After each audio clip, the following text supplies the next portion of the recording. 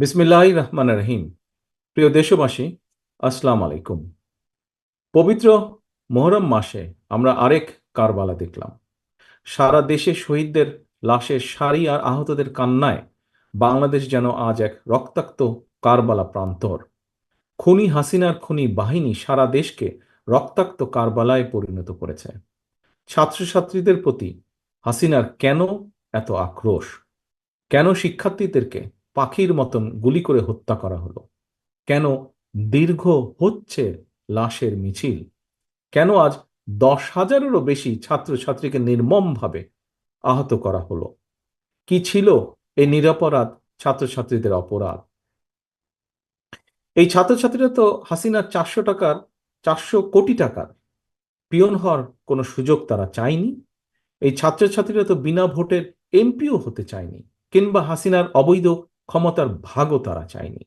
তারা শুধু চেয়েছিল ন্যায্য চাকরি বিধি, কোটা সংস্কার চেয়েছিল তারা। স্বাধীন বাংলাদেশের স্বাধিকার এবং সম্মান নিয়ে সচ্ছলভাবে বাঁচার সুযোগ চেয়েছিল তারা। অথচ এই ছাত্রছাত্রীদেরকে তুচ্ছ তাচ্ছিল্য করা হয়েছে। ছাত্রছাত্রীদেরকে অপবাদ, অপমান, অপদস্থ করা হয়েছে।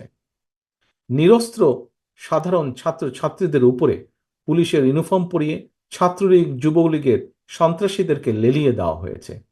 এই খুনিরা আবু সাইদের চিতানো বুকে গুলি করতে দ্বিধা করেনি। খুনিদের বন্দুকের নল থেকে নরসিংদীর কিশোর তামিমও রেহাই পায়নি। প্রিয় দেশবাসী, রক্তের হোলি খেলা চালিয়ে খুনি হাসিনা এখন নাকি সংলাপ করতে রাজি। হাসিনার রাজি নারাজিতে এখন আর কিছুই যায় আসে না। শহীদদের রক্ত মারিয়ে ছাত্রছাত্রীরাই খুনি হাসিনার সঙ্গে এখন আর সংলাপ করতে রাজি নয়। ছাত্র জনতা খুনি হাসিনার কাছে হত্যাকাণ্ডের বিচারও চায় না। ছাত্র জনতা খুনির কাছে কিসের বিচার চাইবে? হাসিনা নিজেই তো ঠান্ডা মাথার খুনি। ঠান্ডা মাথায় সে এতগুলো নিষ্পাপ প্রাণকে হত্যা করেছে, খুন করেছে। শহীদদের রক্তের দাবি মেটাতে বরং এই মুহূর্তেই দফা একটাই, একটাই দাবি, দফা এক, দাবি এক, খুনি হাসিনার পদত্যাগ। প্রিয় দেশবাসী, কোটা সংস্কার আন্দোলনের বীর শহীদদের রক্ত বৃথা যাবে না ইনশাল্লাহ। বৃথা যেতে পারে না ইনশাল্লাহ। বৃথা যেতে আমরা দেব না ইনশাল্লাহ।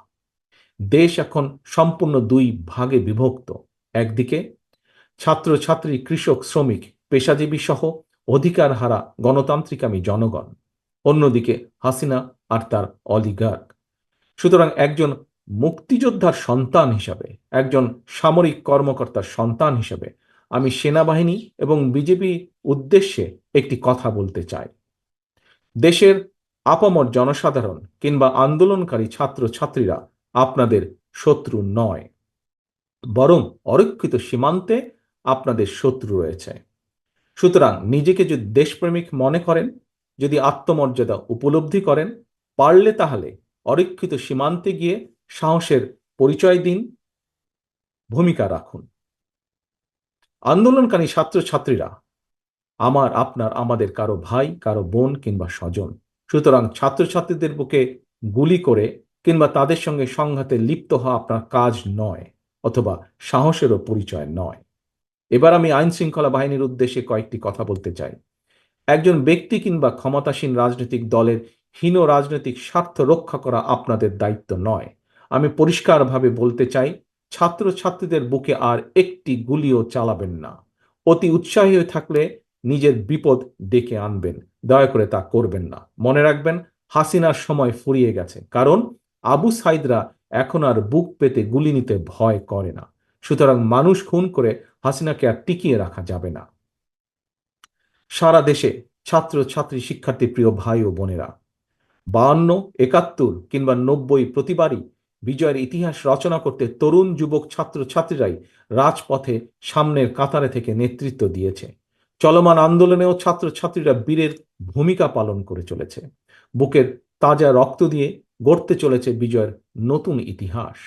সময়ের সাহসী সন্তান শিক্ষার্থীদের বুক চিতানো প্রতিরোধের মুখে খুনি হাসিনা জনগণের কাছে আত্মসমর্পণের দ্বার প্রান্তে। এখন শুধু সময়ের অপেক্ষা মাত্র। চলমান আন্দোলনে বীর শহীদদের রক্ত আর ছাত্রছাত্রীদের সীমাহীন সাহস, ত্যাগ, তিতিক্ষার পথ ধরেই তাই শুধুমাত্র কোটা সংস্কারই নয়, অচিরেই বাংলাদেশের মানুষের কাঙ্ক্ষিত রাষ্ট্র সংস্কারের পথও রচিত হতে যাচ্ছে ইনশাল্লাহ। সম্মানিত প্রিয় অভিভাবক বৃন্দ, গত দুদিনে এ পর্যন্ত সারা দেশে প্রায় অর্ধশত ছাত্রছাত্রী শহীদ হয়েছেন। আমি মহান আল্লাহর দরবারে শহীদদের আত্মার মাগফিরাত কামনা করছি। এবার আর কেবল শোক প্রকাশ নয়, শোককে শক্তিতে রূপান্তর করে শহীদদের রক্তের বদলা নেওয়ার এখনই শ্রেষ্ঠ সময়। আপনি কি শহীদদের রক্তের বদলা নিতে চান না? একজন অভিভাবক হিসাবে আপনি কি আপনার ভাই বোন সন্তান স্বজনের নির্মম হত্যার বিরুদ্ধে প্রতিরোধ গড়ে তুলতে চান না? তাহলে কিশোর ফারহানের মায়ের আহ্বানে সাড়া দিন, রাজপথের দখল নিন। ধানমন্ডির কিশোর ফারহানের বয়স মাত্র 17 বছর ছিল, নরসিংদীর তামিমের বয়স ছিল মাত্র 15। অথচ এই শিশু কিশোররাও হাসিনার খনি বাহিনীর হাত থেকে বাঁচতে পারে নাই। হাসিনা ক্ষমতায় থাকলে নারী পুরুষ শিশু কিশোর কেউ নিরাপদ নয়। খুনি হাসিনার বন্দুকের ভয় চুপ করে থাকলে আমাদের ভাই বোন সন্তান স্বজনদের নিরাপদ ভবিষ্যৎ নিশ্চিত করা যাবে না।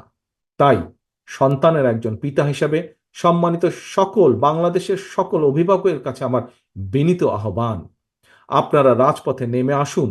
ভাই বোন সন্তান স্বজনদের আন্দোলনের পাশে এসে দাঁড়ান, তাদেরকে সহযোগিতা করুন, সাহস দিন। প্রিয় দেশবাসী, খনি হাসিনার ক্ষমতার লোভের কারণে বর্তমানে গার্মেন্টস কর্মী থেকে শুরু করে নোবেল বিজয়ী প্রত্যেকটি শ্রেণী পেশার মানুষ লাঞ্ছিত, অপমানিত, অধিকার বঞ্চিত। এখন আর বসে থাকার সময় নয়। আপনি শিক্ষক, আপনার দাবি আদায়ের জন্য আপনাকে ছাত্রলীগের হেলমেট বাহিনীর সঙ্গে হয়তোবা আপোস করতে হচ্ছে। শিক্ষকের সম্মান ফিরে পেতে চাইলে রাজপথে নেমে আসুন। আপনি হয়তো একজন পেশাজীবী, আপনি অধিকার বঞ্চিত, লুটেরা দুর্নীতিবাদ চক্র আপনার প্রাপ্য অধিকার কেড়ে নিয়েছে। আসুন, রাজপথে নেমে আসুন, অধিকার আদায়ের সংগ্রামে যোগ দিন, স্লোগান তুলুন। ফেরত চাইলে অধিকার, রুখতে হবে দখলদার। ফয়সালা নয় আদালত, ফয়সালা নয় আদালতে, ফয়সালা হবে রাজপথে। ইনশাল্লাহ সেদিন বেশি দূরে নয়, যেদিন বাংলাদেশ থেকে এই খুনি চক্রকে বাংলাদেশের আপামর ছাত্র ছাত্রীরা বিদায়ী করে ঘরে ফিরবে ইনশাল্লাহ। আল্লাহ হাফেজ। বাংলাদেশ জিন্দাবাদ। বাংলাদেশ জাতীয়তাবাদী দল জিন্দাবাদ।